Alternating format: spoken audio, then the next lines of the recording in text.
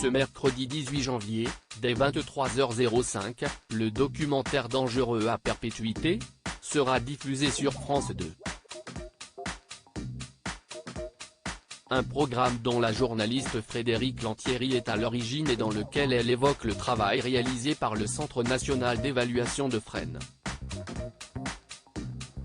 Celui-ci détermine si des prisonniers, condamnés à de longues peines, risquent de récidiver en cas de libération anticipée. Depuis qu'elle n'anime plus l'émission de Faites entrer l'accusé, la présentatrice télé de 62 ans se concentre désormais sur la réalisation de reportages pour France Télévisions, en toute discrétion, comme elle l'a expliqué à Télévision Magazine. Et si on n'entend pas beaucoup parler de Frédérique Lantieri, si est-il par choix?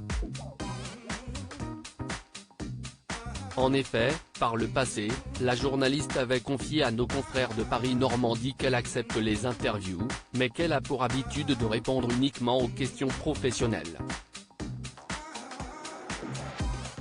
Pour le reste, non, je ne tiens pas à dévoiler ma vie privée, avait-elle ajouté, catégorique.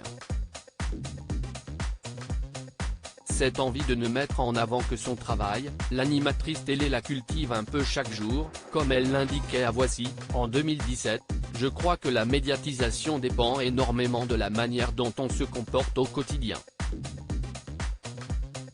Une journaliste qui est née en Libye, mais qui a fait ses études à Paris de Frédérique Lantieri, nous ne savons donc simplement qu'elle est née en Libye, le 18 mars 1960 et qu'elle a des origines algériennes.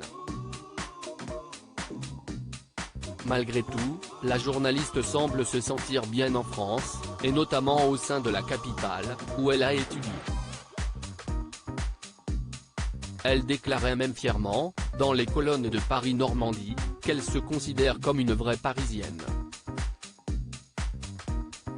Sa carrière dans les médias, quant à elle, démarre au sein du Quotidien de Paris et de l'Événement du jeudi. Elle était alors chroniqueuse judiciaire. Une spécialité qui la suivra longtemps, notamment lorsqu'elle rejoindra la rédaction d'Envoyé spécial.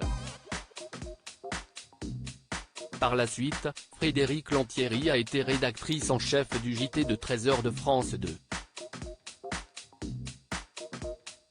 Ce n'est qu'à partir de 2011 que les téléspectateurs découvrent son visage dans Faites entrer l'accusé, programme qu'elle a incarné en remplaçant Christophe Ondelat, jusqu'en 2020. Article écrit avec la collaboration de 6 médias Crédit Photo, JLPPA.